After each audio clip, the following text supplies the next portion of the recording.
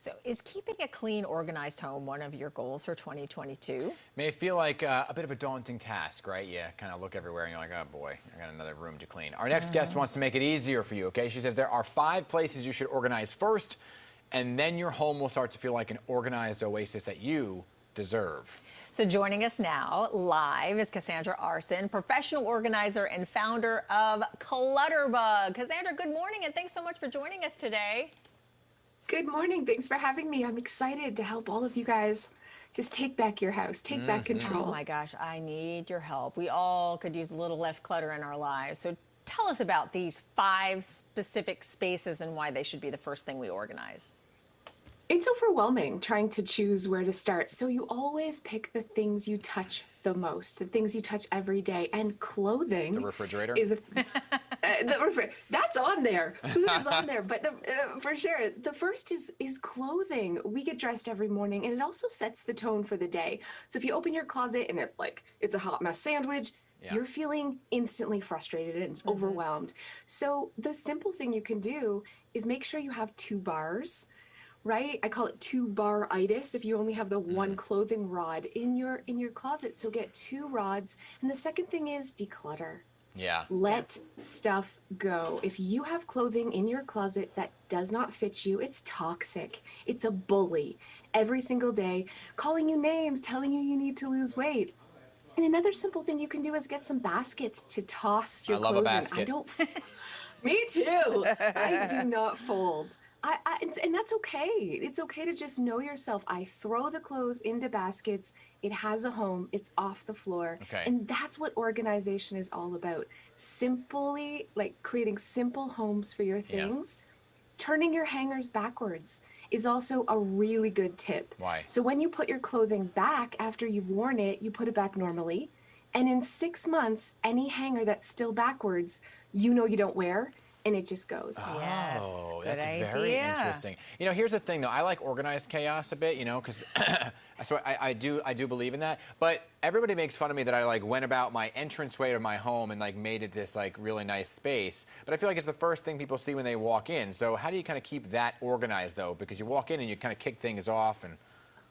Yeah, that's on the list. That's so good. So we have food, right? And then we have entranceway. Your entranceway is where you need to have hooks for keys or a basket for keys, a dedicated spot that isn't the top of your kitchen counter.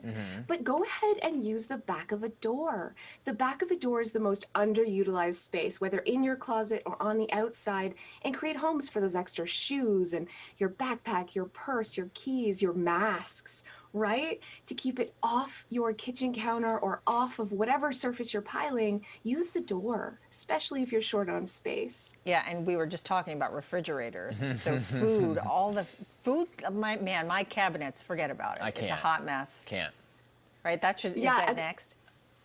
It is next. Yeah, food is definitely next. And the biggest tip I can say is zone your food. So everybody thinks everything needs to go in the pantry or the food cabinet, but store your coffee above your coffee maker. Store your tea above where you have the kettle. Store your baking supplies above where you naturally stand when you bake. This is about moving things around to really save you time. You want to be lazy in the kitchen. Yeah. You want to move the least possible and take things out of the package. Right? Take all those prepacked things out of the package and toss them in a basket instead. Yeah. This is going to save you so much. I love bins. Labeled bins are the way to go. Yeah, I took all the flours out of their bags. They have coconut flour, almond flour, all this, and I put them all into things and labeled them. But I love that chaos of me running back and forth in the kitchen because I'm like, the spices are over here and this is over here, and I feel like I'm on a cooking show. He wants to get his steps in. All the steps you're getting in. Yeah, exactly, exactly. All right, so what's next? What do we have? We have papers and files. Oh boy, that's AKA my dining room table.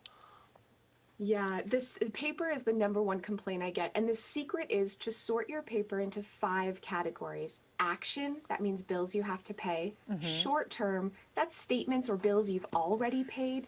Then we have long term, those are contracts, your insurance, your medical things. Reference are flyers, maybe it's a coupon, maybe it's a receipt, and memory.